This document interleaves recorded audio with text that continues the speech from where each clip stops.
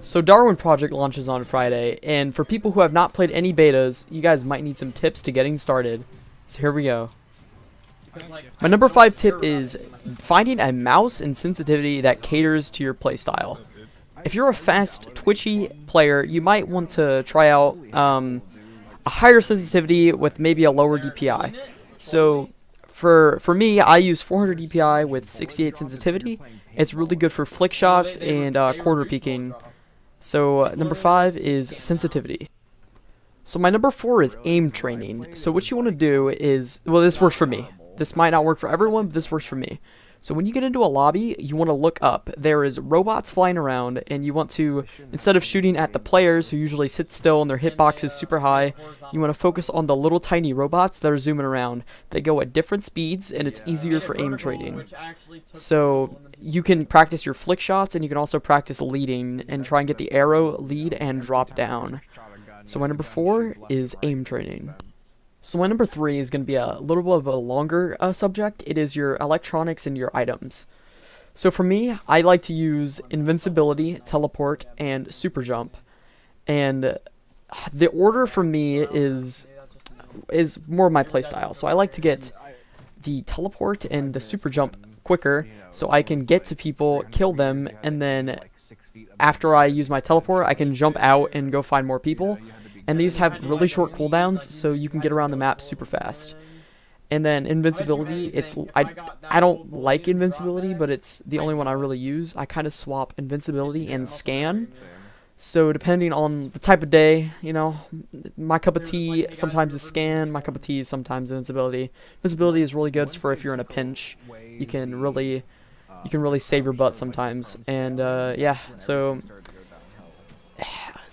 it's all to your own playstyle. This game is really catered around your own playstyle and you know how you want to do it. So for the items, I like to use snowballs, and then honestly the other two are whatever you really want. So snowballs you can craft, and it'll make people cold, and it'll also reduce their visibility, and it'll deplete their health if their cold bar goes all the way down. And it's really good if you run out of arrows. You can quickly craft some behind a tree, behind cover, and then run out, throw a few snowballs. Hopefully they miss a few arrows along the way. You can grab those arrows and shoot at them. And for my clothes, I like to use ninja boots or speed boots. Honestly, ninja boots are the way to go because it's only 1% slower than the speed boots, and it also doesn't give away your tracks as easy. And then runner cloak, because speed is key, boy. And then scavenger axe, because when you kill someone and you loot someone, you get health, and after a really intense fight you do need that health because health is very scarce in Darwin. And that basically wraps around that subject. Honestly, just do what feels better with you. Oh yeah, arrows, also arrows. I like to use regular arrows because you get 5 of them and you can rush people, because once you play the game for a few hours, you really get the spawns down and you know where everyone is, because spawns are static. It's just random on who spawns there, but usually spawns are static, and you know that 2 people spawn in each quadrant. So yeah, that about wraps up that. So my number 3 is items and electronics.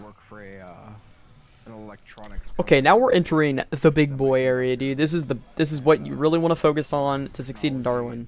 This is obviously my opinion, but this is what I think is the key.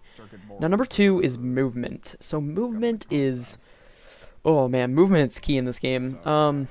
So you don't take fall damage in this game, so just jump around, honestly. And okay, so there's a thing called rolling and things called rolling momentum.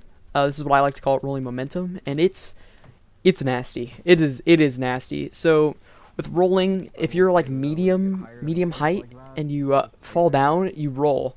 And to get around faster, you can roll, and then while you're rolling, press your jump button, and then that will fling you farther, and you're super fast. And then I feel like you get a little tiny jolt of speed after you're done jumping.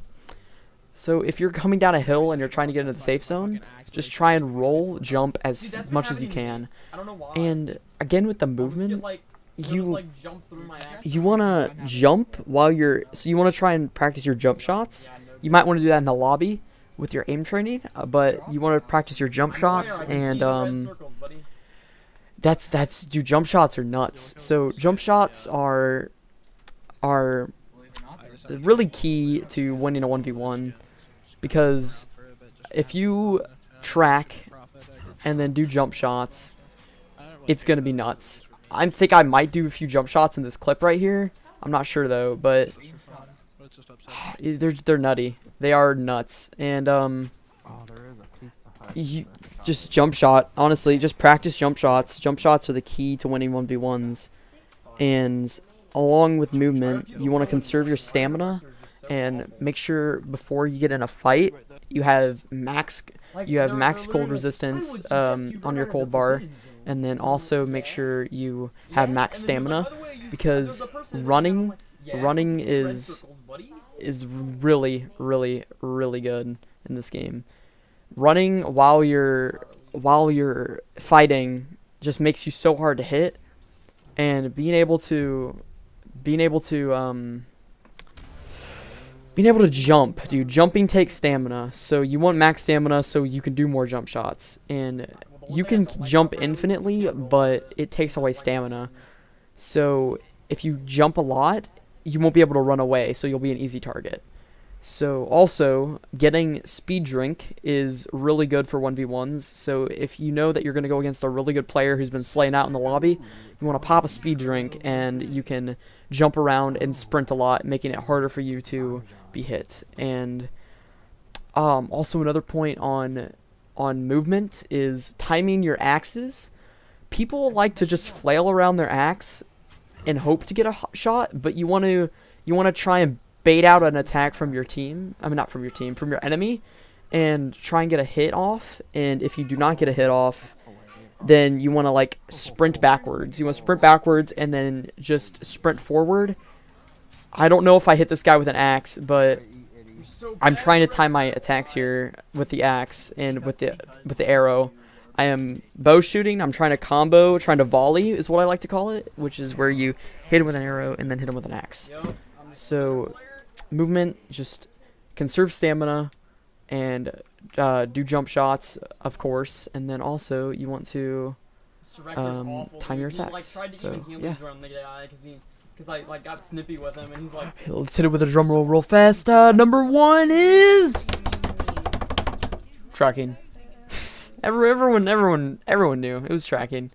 So manhunt mechanic is huge in this game. Like you just have to manhunt. You have to go for the tracks. Like if you see red circles, you just gotta go to those. Hopefully they chop down a tree, and then you gotta track it and then go for it. Tracking is nutty. There's arrows for tracking. Like if you use track arrows, I can't be friends with you. But track arrows, they're nuts. They're overpowered. They actually are, because you know where they're at. You just can pre-fire. You know where they're at. You can time your melee attacks.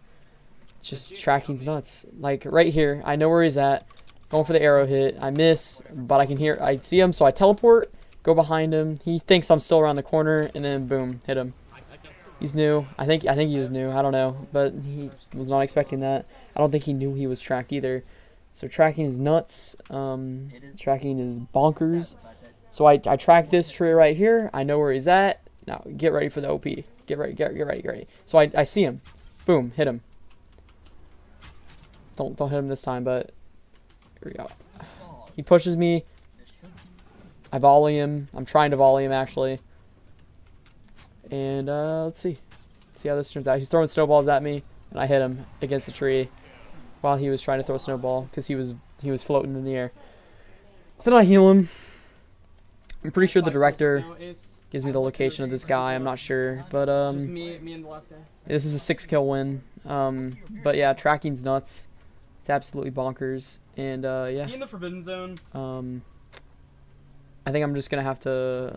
Actually, I'll give you a little bonus tip, I guess. You need to go into cabins and find the little maps. You use those maps to know everyone in real time. You know where they're at in real time. You know if someone's near you.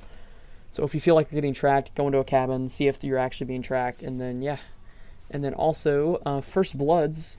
First Bloods give you an electronic. So if you want to be aggressive like me, you just use regular arrows, and then you go to a static spawn, and then you try and kill the guy, and then you get an electronic, you get a teleport, then you can teleport around, get kills, and boom. Yeah. It's nuts. I might just let you play this one out. I might just play this video out, let you guys see the 6-kill win. Hopefully this helps you guys get better at the game. Hopefully it was informative. Hopefully you learned something new. If not, then hopefully it was a bit entertaining. Hopefully this was a good video. I stream on Twitch, twitch.tv/idp. And yeah, so if you want to watch Darwin, if you want to watch me grind Darwin when it comes out, I also stream Fortnite. I'm going to be streaming Fortnite a few days this week, but going ham this weekend on Darwin. Gonna be playing Darwin. So yeah, thanks for watching. Better player, boys.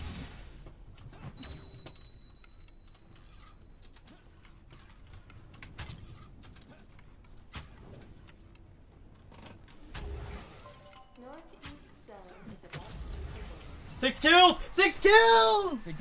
Let's go! Let's go! Yes! 6 kills!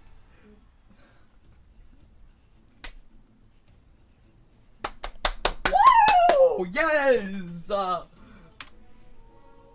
Yes, dude. Oh my god, yes.